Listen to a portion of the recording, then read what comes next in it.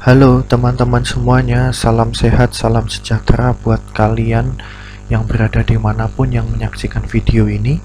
Pada video kali ini teman-teman, saya akan membahas tentang konsep dari analisis sentimen, kemudian bagaimana implementasi konsep analisis sentimen ini menggunakan metode KNN atau Nearest Neighbor ya.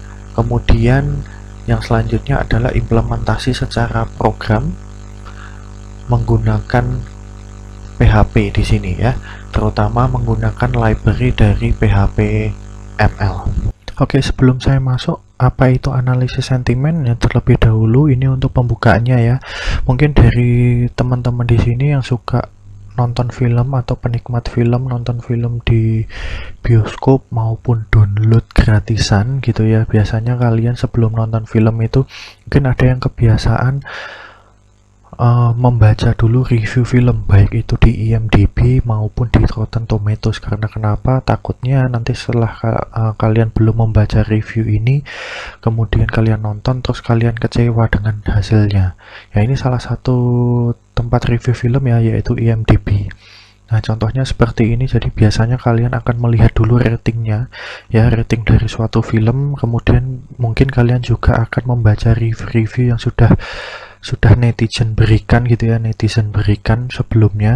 Contohnya ini terkait dengan film Joker, ada yang memberikan rating 6 sampai 10, ada yang memberikan 10 sampai 10, berarti ini filmnya termasuk film yang perfect sekali gitu ya. Kemudian juga ada komentar-komentarnya ya, komentar-komentar yang dia berikan, oh kenapa kok dia memberikan nilai sampai 10 dari 10, memberikan nilai 10 sampai 10, nah alasannya dia kenapa. Nah, ini ada reviewnya yang bisa kalian baca di sini. Tetapi ada juga masalah yang ditimbulkan dari review. Contohnya, misalkan kalian di sini yang suka traveling, bepergian, kemudian pesan hotel gitu ya, baik itu lewat Traveloka, Tiket.com, Agoda dan lain-lain. Kalian biasanya juga akan melihat rating dari hotel itu dulu sebelum memesan. Gitu kan. Nah, tetapi juga hati-hati teman-teman, apakah rating hotel itu juga sesuai dengan apa yang disampaikan oleh reviewer di sini. Nah, contohnya saja ini saya ambil dari Traveloka ya, dari Traveloka di suatu hotel.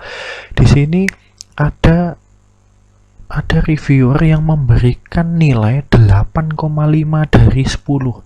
Termasuk rating, nilai rating yang cukup tinggi sekali. Tapi kita lihat di sini ya, dari komentarnya ini agak bertolak belakang teman-teman di sini. Kalau kita lihat ada kalimat, kalau saya bahasa Indonesia kan ya, gangnya sangat sempit dan sangat sulit untuk dimasuki oleh motor.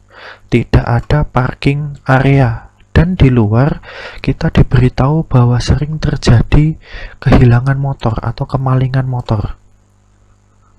Kan aneh ya, gangnya sempit, motor sulit masuk, ada rawan kemalingan lagi, tapi dia masih memberikan nilai 8,5 dari 10. Apakah rating ini tepat gitu ya? Seharusnya selain memberikan rating, review ini juga perlu perhatian khusus gitu ya, perlu dianalisis lagi apakah review yang diberikan itu sudah sesuai dengan rating yang diberikan. Oleh karena itu hadirlah konsep dari analisis sentimen, atau dalam bahasa Inggrisnya sentiment analysis, atau mungkin ada ahli lain yang menyebutkan istilahnya adalah opinion mining. Ini ada dua pendapat ahli, tapi salah satu aja yang mungkin akan kita bahas ya, merupakan bidang studi yang menganalisis tentang pendapat orang, sentimen, evaluasi, penilaian sikap, emosi terhadap entitas seperti produk, jasa, organisasi, individu, isu, kejadian, dan topik tertentu. Ya, kita tahu ya bahwa di zaman modern ini mulut netizen sangat pedas sekali jika memberikan kritik, memberikan review ya teman-teman ya. Jadi ini juga perlu memberi perhatian kita, apalagi media sosial juga penggunaannya sangat tinggi sekali di zaman sekarang ini. Nah, ini tahapan dari analisis sentimen, teman-teman. Ada dua tahapan utama dari analisis sentimen. Yang pertama adalah training, yang kedua adalah prediction. Ya, ada training, kemudian ada prediction di sini. Kemudian di setiap bagian ada langkah-langkah kecil atau step-step kecil di sini di dalamnya. Contohnya, setelah mendapatkan input, maka ada proses feature extractor, kemudian akan mendapatkan fitur, kemudian dari label yang sudah dijalankan sebelumnya menggunakan algoritma tertentu, maka akan menjadi classifier model di sini dan seterusnya.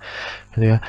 Tahapan, ada pertanyaan khusus di sini, tahapan mana yang paling krusial, training atau prediction? Nah, jawabannya adalah tahapan training. Mengapa demikian? Ada jawabannya di selanjutnya. Nah, ini untuk kita bahas satu-satu. Yang pertama, label. Ya, label tadi di sini ada yang di data training, ada yang di prediction. Gitu ya. Kalau di prediction itu tentu saja hasil akhir pengolahan dari sistem. Kalau label ini nanti dikerjakan oleh manusia. Ya. Label yang di data training adalah proses yang penting dalam analisis sentimen. Di sini sekumpulan data yang ada akan diberikan label sesuai sentimennya. Misalkan kita menentukan sentimennya positif atau negatif. Contohnya, ini ada tiga buah komentar masyarakat terkait dengan isu yang hangat saat ini, yaitu tentang virus corona. Ini ada 3 komentar terkait kebijakan pemerintah, terutama Presiden Jokowi ya, terkait dengan isu corona ini. Saya ambil 3 buah contoh di sini, saya blurkan untuk nama netizennya gitu ya. Nah, di sini bisa kita lihat dari komen yang pertama. Ya, silahkan coba kalian baca. Dari komen yang pertama ini kita bisa lihat ya, kita bisa memberikan sampel ya. Kalau dari komen yang pertama ini, oh ini kecenderungannya adalah positif ya. Tapi kita lihat di komen yang kedua. Nah, di komen kedua ini, kalau saya membaca ini, saya akan memasukkan dia ke dalam label negatif. Alasannya kenapa? Walaupun tidak ada kata-kata kasar di sini, tetapi kita lihat bahwa komennya ini menyindir gitu ya, memindir kebijakan dari pemerintah terkait penanganan virus corona. Kemudian yang ketiga, kalau yang ketiga ini jelas ya, jelas dia pro dengan kebijakan pemerintah, kita bisa berikan label positif di sini. Ya. Ini dikerjakan secara manual oleh manusia seperti yang sempat saya singgung sebelumnya. Oleh karena itu, kemampuan manusia dalam memberikan label sangat berpengaruh terhadap akurasi analisis sentimen yang dilakukan oleh si mesin. Alasannya kenapa? Mesin itu adalah benda mati, ya. Sedikit saja ya, nanti penjelasan detailnya nanti akan saya jelaskan lagi. Analisis sentimen ini sebenarnya bagian kecil gitu ya, bagian kecil merupakan anak dari classification ya, induknya dari analisis sentimen merupakan classification atau klasifikasi, di mana klasifikasi itu termasuk supervised learning, di mana mesin itu harus belajar dari data training atau pengetahuan yang diberikan oleh manusia sebelumnya. Ya, seperti itu. Oleh karena itu, proses pelabelan di sini menjadi sangat penting. Ya, kemampuan dalam memberikan label itu penting sekali di sini. Selain itu, yang poin kedua adalah jenis label dari sentimen juga berpengaruh terhadap akurasi akhir dari sentimen analisis atau analisis sentimen. Semakin simpel labelnya ya, semakin mudah manusia dalam memberikan label secara manual. Tetapi jika semakin kompleks, maka dia akan semakin susah. Contohnya saja, misalkan saya punya kalimat seperti ini, misalkan review tentang bebek Tugu Pahlawan ya. Saya memberikan review seperti ini, misalkan rasa bebek Tugu Pahlawan sangat enak dan dagingnya empuk, tetapi tempat makannya sempit. Kalau saya menggunakan simple label, maka ini kalau saya akan memberikan label positif. Alasannya kenapa? Karena lebih banyak kata-kata positifnya timbang daripada negatifnya. Seperti tadi ya, rasa bebek Tugu Pahlawan sangat enak dan dagingnya empuk. Sudah dua kalimat positif itu. Tetapi tempat makannya sempit, 2:1, maka saya akan bisa masukkan ke dalam positif. Tetapi kalau misalkan itu labelnya itu sangat kompleks seperti yang kedua ini, kira-kira bakalan masuk mana? Masuk sangat baik, atau masuk cukup? Nah, pasti akan lebih membingungkan gitu ya, akan lebih kompleks lagi dalam memberikan pelabelannya. Kemudian bagian selanjutnya adalah feature extractor. Feature extractor ini ya prosesnya sama ya, seperti sebelumnya, harus ada stemming, harus ada stopper, tetapi negation di sini ini menjadi krusial. Karena kenapa? Seperti yang tadi saya sampaikan tadi ya, ada kata-kata negasi ya, kata-kata negasi di mana itu bisa mempengaruhi proses pelabelan di sini. Ya, beberapa kasus kata negasi itu masuk ke dalam stop word.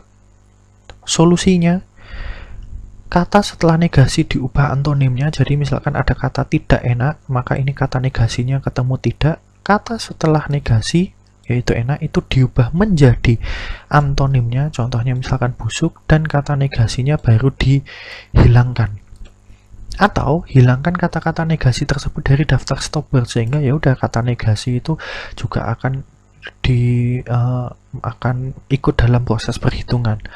Atau ketiga, gabungkan kedua kata menjadi satu term atau fitur. Misalkan tidak enak, jadi spasinya dihilangkan, dia digabungkan, jadi akan menjadi satu fitur atau satu term yang berbeda di sini. Oke, teman-teman, untuk machine learning algorithm ini adalah apa? Jadi suatu metode gitu ya, atau proses di mana ini akan menentukan hasil analisis sentimen atau sentimen analisis dari suatu data testing. Ya, data testing yang kita gunakan dibandingkan dengan data training yang kita miliki di sini ya. Untuk pertemuan kita kali ini, untuk video kita kali ini, metode yang akan dibahas adalah KNN atau K-nearest neighbor, sedangkan untuk naive Bayes itu akan dibahas pada video selanjutnya atau di pertemuan selanjutnya di sini. Oke, teman-teman, saya masuk ke algoritma K-nearest neighbor atau KNN. Ya, seperti yang pernah saya singgung sebelumnya dan juga pembahasan kita sebelumnya terkait algoritma K-means. Algoritma K-means itu termasuk bagian dari clustering, di mana datanya itu tidak mempunyai label sebelumnya saat kita melakukan pengelompokan. Kalau classification itu datanya ya, datanya harus ada label terlebih dahulu, karena classification termasuk supervised learning dan clustering termasuk unsupervised learning. Sehingga kita kalau classification, kalau jika ada data baru yang masuk, dia akan dibandingkan, dia akan masuk ke label yang mana. Kalau clustering, kalau ada data baru yang masuk, bisa jadi data yang lama itu akan pindah cluster. Tetapi kalau classification, data yang lama itu tetap akan berada di kelas tersebut. Gitu ya. Itu perbedaannya clustering dan juga classification.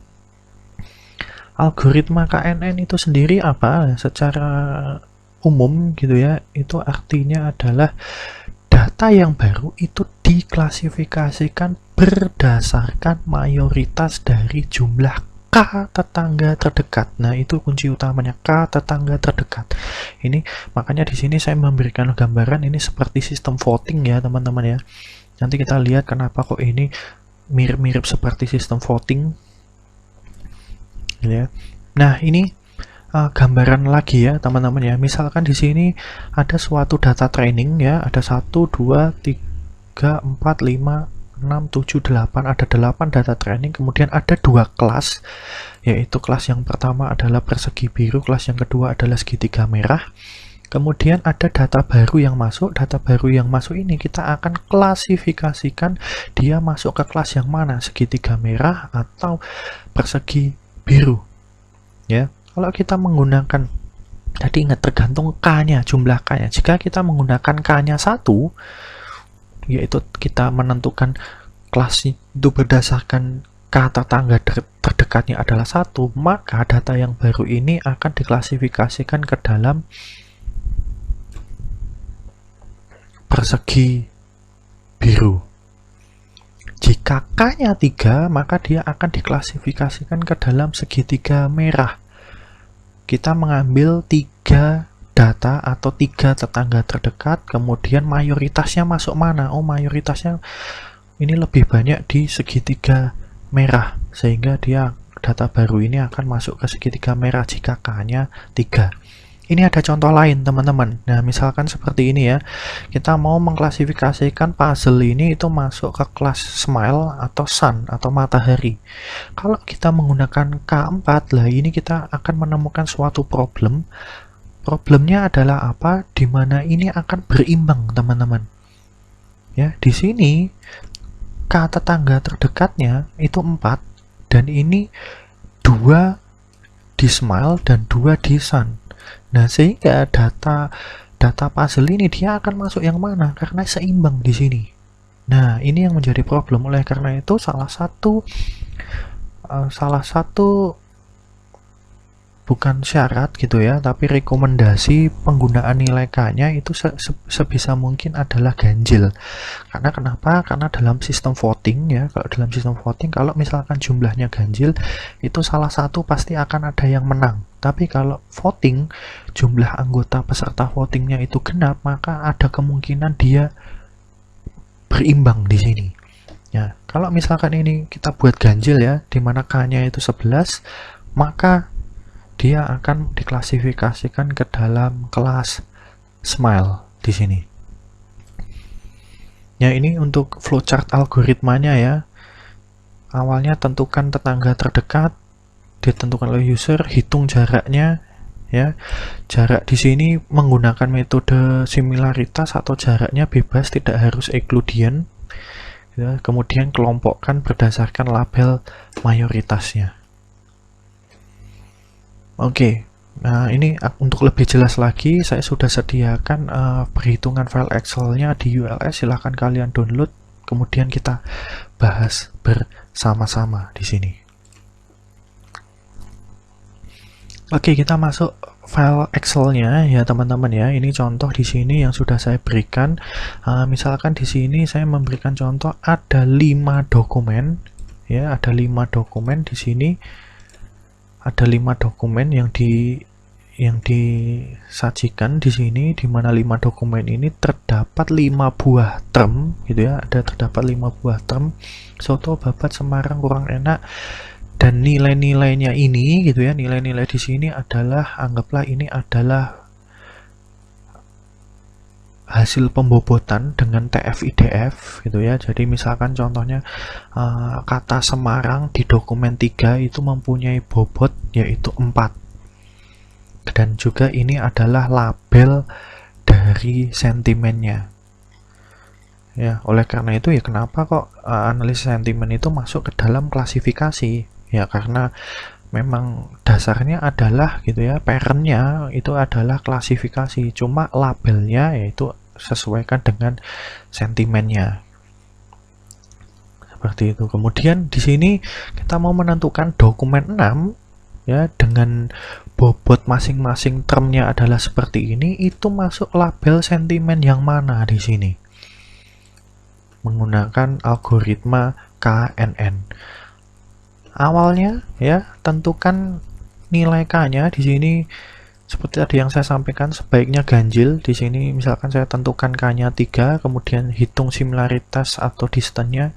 Di sini saya menggunakan Euclidean, teman-teman. Nah, ini bisa kalian klik ya. Di sini kalian lihat di bagian formulanya. Nah, ini menggunakan Euclidean, maka kita akan menghitung gitu ya, menghitung similaritas atau jarak antara dokumen 1, dokumen 6, dokumen 2, dokumen 6, dokumen 3, dokumen 6, dokumen 4, dokumen 6, dokumen 5, dan dokumen 6. Ketemu distance-nya ya, kemudian kita berikan ranking ya, kita urutkan berdasarkan rankingnya teman-teman, karena ingat bahwa kalau menggunakan Euclidean dia termasuk metode distance, sehingga semakin kecil nilai distance-nya atau similaritasnya, maka dia akan semakin mirip ya. Ini adalah rankingnya, hasil perrankingannya. Ini kalau kalian ingin melihat rumusnya juga ada di bagian formulanya, ini bagaimana memberikan ranking gitu ya. Kemudian tadi kita tentukan bahwa jumlah K-nya itu adalah 3. Oleh karena itu di sini kita ambil 3 ranking teratas. Ya, kita ambil 3 ranking teratas, yaitu dokumen 3, dokumen 3, dokumen 6, dokumen 2, dokumen 6, dan dokumen 1, dokumen 6. Ambil 3 ranking teratas sesuai K yang kita tentukan, kemudian kita tentukan klasifikasinya. Dokumen 3 dan dokumen 6. Dokumen 3 tadi masuk ke sentimennya adalah negatif nih ya.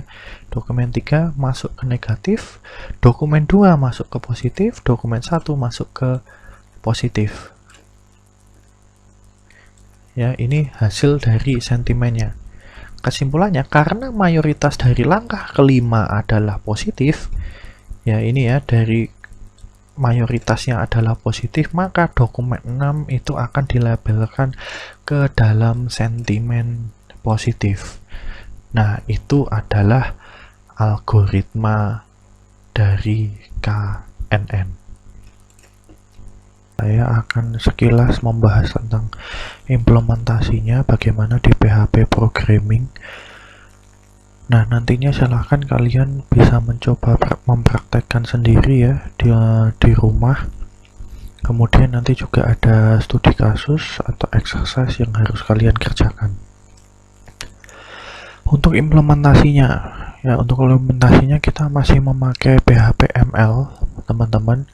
Ya, silahkan buka kembali folder tempat tugas di week ke-4, yang satu folder dengan K-means example. Ya, kemudian kalian buat file PHP baru dengan nama sentimen_knn.php. Dokumentasinya sekali lagi kalian bisa buka melalui situs ini, melalui alamat ini untuk dokumentasi dari implementasi algoritma KNN. Ya, nanti di sebelah kiri nanti akan kalian ketemu subbagian classification, kemudian kalian bisa pilih K nearest neighbor di sini. Oke, kita mulai. Ya, awalnya sama ya. Di sini sama seperti pempraktekan kita sebelumnya. Jangan lupa untuk memanggil kelas dari K nearest neighbor. Kemudian di sini yang kedua kita tentukan dulu fiturnya. Ini contoh yang akan saya berikan pada implementasi ini sama persis seperti contoh yang ada di perhitungan manual di Excel, gitu ya. Jadi fitur-fiturnya ada soto, ada babat, Semarang, kurang, dan juga enak. Nah, ini adalah fitur-fitur gitu ya, atau term-term yang ada di kelima dokumen data training kita. Kemudian sampel di sini adalah nilai bobot ya, anggaplah ini adalah nilai bobot atau nilai TF-IDF dari masing-masing dokumen ya. Ini akan mewakili, yang saya blok ini akan mewakili satu dokumen sendiri. Ini adalah dokumen 1 sampai terakhir ini adalah dokumen 5 ya, untuk mewakili bobot masing-masing term atau masing-masing fitur. Kemudian labelnya ya, dokumen 1 positif, dokumen 2 positif, dokumen 3 negatif, dokumen keempat positif, dokumen kelima negatif. Kemudian di sini untuk menampilkan dalam bentuk tabel ya, teman-teman ya, menampilkan dalam bentuk tabel sehingga nanti bisa dilihat data training kita. Ya, awalnya menampilkan fitur dulu di sini, tampilkan fitur dulu, kemudian baru tampilkan sentimen. Ya, kemudian tampilkan nilai bobot dari TF-IDF-nya dan juga labelnya. Kemudian untuk penggunaannya, kita masuk ke penggunaannya. Nah, ini misalkan ada dokumen ke-6 seperti contoh yang ada di Excel.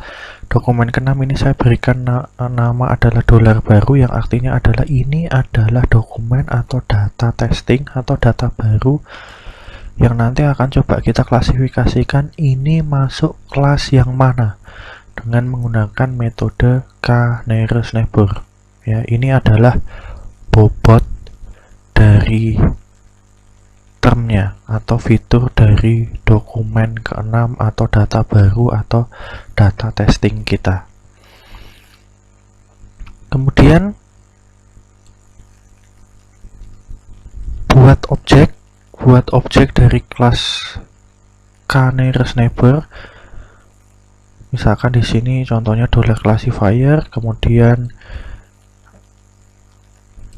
panggil kelas k_neighbor-nya dengan parameternya 3. Parameter 3 ini maksudnya apa? Ini adalah jumlah k tetangga terdekat, ya. Di sini jumlah k tetangga terdekatnya adalah 3. Kalau kita lihat dokumentasinya lagi, teman-teman, kita lihat dokumentasinya ya di alamat ini, alamat yang sudah saya berikan tadi sebelumnya. Di sini kita bisa baca adalah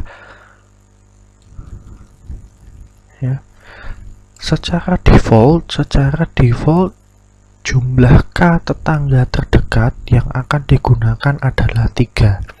Sehingga kalau kita kembali lagi ke sini, andai kata kalian mengkosongkan bagian ini yang saya lingkari ini ya, kalian mengosongkan parameter dari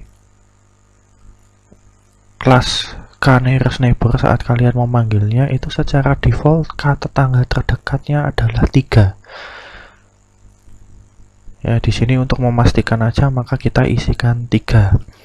Kemudian secara default itu metode distance atau metode similaritas yang digunakan adalah Euclideans secara default. Ya. Tetapi di sini kalian bisa menggunakan metode yang lain untuk perhitungan distance atau similaritas. Contoh yang ada di alamat ini gitu ya, di dokumentasi ini, misalkan kita mau pakai Minkowski, ya udah di sini kita tinggal tambahkan satu parameter lagi setelah jumlah k tetangga terdekat, yaitu metode Minkowski. New Minkowski $lambda sama dengan 4. Nah, misalkan contohnya seperti itu. Kalau pakai Manhattan juga new Manhattan. Kalau Chebyshev ya new Chebyshev, atau sebelum kalau kalian bingung menggunakan ini ya, sebelumnya di sini, di bagian sini gitu ya, di bagian atasnya sini kalian bisa menambahkan suatu parameter ya, bukan parameter tapi variabel untuk menampung objek dari kelas Chebyshev. Misalkan $Chebyshev sama dengan new Chebyshev, kemudian di sini langsung gunakan $Chebyshev. Seperti itu. Kemudian dari kelas classifiernya ini panggil method atau function train ya. Di sini untuk data trainingnya kita harus melakukan pelatihan terhadap data trainingnya. Parameternya adalah sampelnya tadi ya, sampel dari sampel ini mewakili data trainingnya ya. Kemudian labelnya, urutannya jangan terbalik ya, urutan dari parameternya sampel dulu, sampel datanya atau data trainingnya, dan juga labelnya dari data trainingnya. Setelah itu baru kita lakukan prediksi. Untuk menyimpannya, masukkan ke dalam variabel $hasil di sini ya. Dari kelas k_neighbor tadi kita panggil method atau function predict dengan parameternya adalah data testingnya ya, data yang mau diprediksi di sini atau data baru di sini.